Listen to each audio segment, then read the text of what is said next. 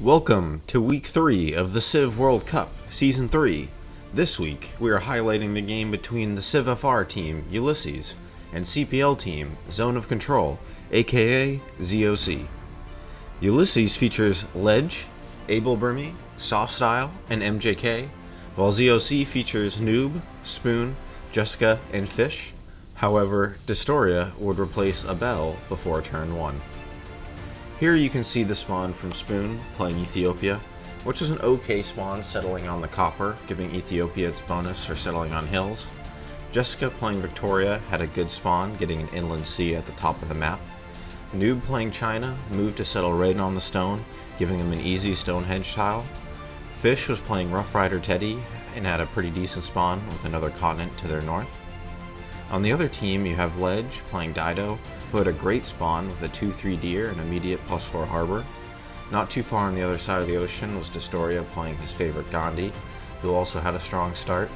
Softstyle, who played Persia, started on the southern coast.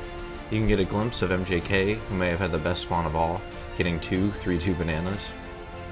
The Pangea was a relatively standard shape, it had an inland sea up north. With the view of the whole map, we can see Persia has an amazing Taurus Del Paine, with Taruga nearby. There were also a lot of military city-states, which was a precursor to a game that would be filled with war. Ledge got incredibly lucky with this spawn, having Galapagos Islands with a turtle that was a 3-1-3-1 tile before any improvements, along with plenty of coast to settle.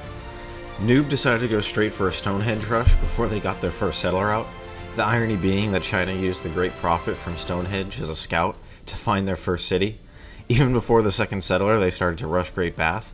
As unusual as it was, it ended up being a strong start for China, who combined the Wonders with Earth Goddess. Spoon decided to settle on Citrus instead of on a hill for their second city, even though they were Ethiopia. Unsurprisingly, MJK went for an encampment early and had an amazing floodplain tile, giving them 3 food and 5 production in the city center. Destoria went for Temple of Artemis along with their religion. Jessica decided to go early encampments as well to get a classical general to defend against Macedon. This is when ZOC made a great move early game, getting siege on Mathone, eventually managing to raise it with good coordination between Fish and Jessica. For religions, China went for Divine Inspiration and Sacred Places, while Gandhi got Feed the World, Defender of the Faith, and Tithe. Ethiopia would choose Choral Music and Itinerant Preachers, and was right next to Gandhi, who had previously chosen Defender of the Faith.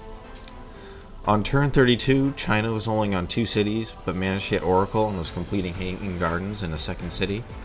A few turns later, after going into a golden age, China started buying settlers to start expanding.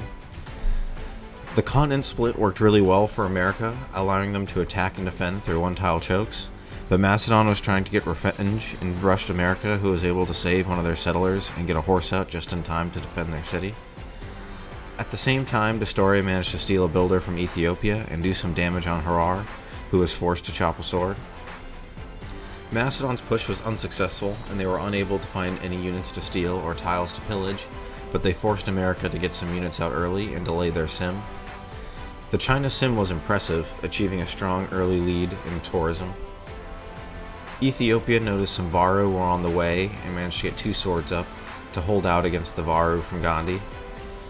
As America was trying to take a city-state near their land, Ledge made a good move and decided to snipe the city and raze it, denying America the city-state. With a strong culture sim by China, it forced the Ulysses team to go on the offensive, opening multiple fronts against Ethiopia, who managed to get knights. China was at 3 out of 17 Taurus on turn 58 and carrying the ZOC team, boosting both technology and culture. Another wave came in against Ethiopia, this time with bombards, and eventually Soda would fall, which allowed Gandhi to break through the defense of Ethiopia. The city was taken and retaken a few times, but was ultimately controlled by Gandhi. China gave us another surprise, settling at the top of the world, and even the caster was trying to figure out what was going on. The culture victory was progressing, with China having 16 out of 48 Taurus needed by turn 77. While he might not have understood everything China was doing, it was clear they were dominating this game. The Second World Congress gave China 2 Diplo points and a second victory condition. It also removed international trade routes from Victoria, which significantly hurt the gold generation of the ZOC team. Even though Ethiopia was being defeated, it seemed like ZOC just needed to hold out until China could get the culture victory. China got a great national park location using the natural wonder, and we finally understood the purpose of the Snow City was to get Statue of Liberty, utilizing great engineers to speed up the production.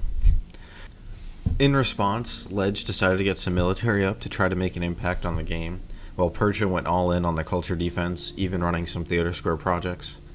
They defended culture victory off until Ethiopia could be almost completely razed.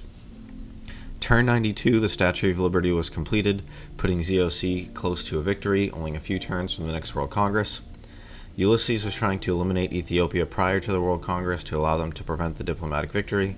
However, Ethiopia managed to settle a safety city to the east of Victoria. Ledge had built up a massive force and started pushing into China's land with tanks and artillery. China managed to get a force of their own to defend the invasion. ZOC had to put all their hope into China to either get culture victory or diplomatic victory. The next Congress came and ZOC managed to get 5 points to China, which is only 1 point away from victory, which made things very uncomfortable for the Ulysses team. Ledge's push was going quite well, but it did take a while to get to proper position. Eventually, Chen fell, and China lost a little bit of culture. At the same time, Victoria was slowly falling to Gandhi, and it became clear that the culture victory was going to be out of reach, and ZOC had to go all in on the Diplo victory. They just needed 1 more point, so they needed to survive until the next World Congress, or try to find the hidden civic that grants 1 diplomatic point. The crucial Congress came, where ZOC just needed 1 point, but they lacked Diplo favor after winning the previous Congress, and somehow Ulysses won the whole Congress and kept the ZOC team on 19 points. The ZOC team was trying to survive another 20 turns until the next Congress, or get the hidden civic. China was able to get planes out, but not before Dido was able to put a mountain tunnel up, and India started to attack the western front. Eventually, Ethiopia and Victoria were defeated, which eliminated the chance for ZOC to win culture victory or Diplo victory. ZOC realized this and decided to CC the game to Ulysses. Hope you enjoyed this week's highlights. Don't forget to like and subscribe, and see you next week.